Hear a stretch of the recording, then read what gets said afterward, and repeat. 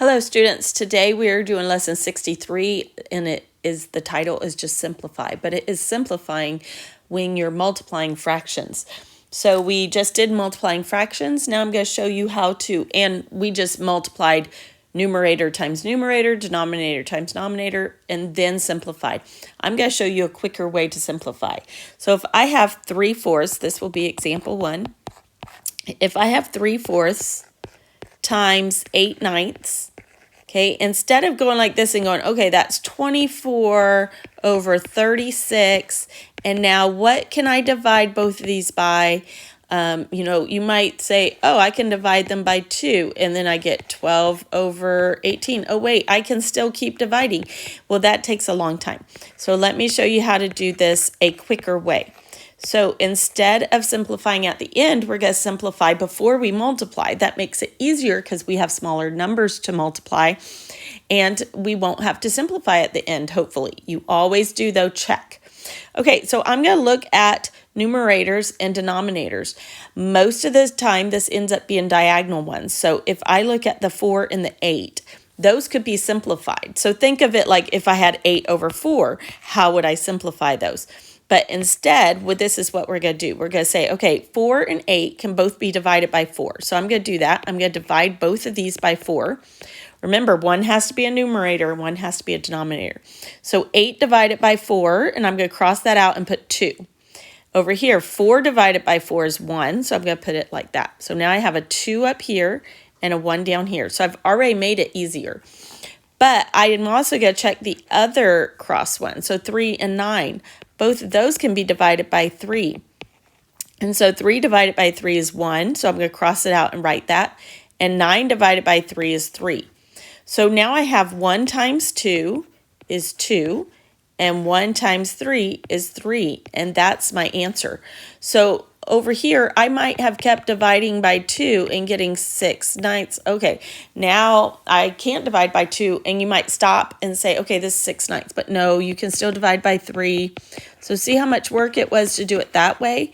All that work. And over here, I just did a couple of divisions over here and got my answer of 2/3. Okay, so this just takes a little bit of practice. Some kids have a little bit harder time with it, and others understand it very quickly. Okay, let's do another example, example 2. Let's do 5/7 times 3/10. 5/7 times 3/10. So I'm going to look at my diagonals. You can also look just on a regular fraction, like up and down. But most of the time, they're not like that. Most of the time, the ones written are already simplified. So if I look at 7 and 3, those cannot be divided by anything. Those cannot be simplified. So I'm not going to do anything there. But on 5 and 10, those can both be divided by 5. So you don't have to write that divided by 5, but for most kids, you need to start doing it that way until you get the hang of this. So 5 divided by 5 is 1, and 10 divided by 5 is 2. Now I'm going to just multiply across like we did in our last lesson. 1 times 3 is 3, and 7 times 2 is 14. And that's my answer because I did all my simplifying in the problem. Okay, I want you to try to do example 3. So let's do 5/7 times 14/15. And I want you to hit pause, and I want you to try to simplify that on your own. And then when you're ready, hit play and come back and see if you did it right. So hit pause now. Okay, you should be back after trying this problem on your own, and now we're going to do it together. So I'm going to look at the 7 and the 14. Both of those can be divided by 7. So after I divide by 7, I get a 1 here, and 14 divided by 7 is 2. Okay, make sure you mark those out so that you don't see it. All you see is the 2. Now for 5 and 15, both of these can be divided by 5. And remember, in my class, you can use multiplication charts. So 5 divided by 5 is 1, and 15 divided by 5 is 3. So now I have 1 times 2 is 2, and 1 times 3 is 3. That's 2/3. Is that what you got?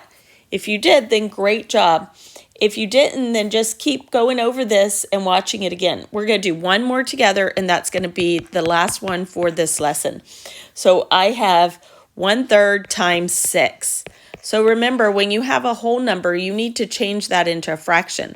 So I'm going to change this to 1/3 times 6 over 1.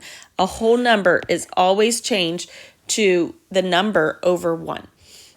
Okay, if you have 1 and 1, those don't simplify anymore. 1 is simplified the most, but 3 and 6 can both be divided by 3.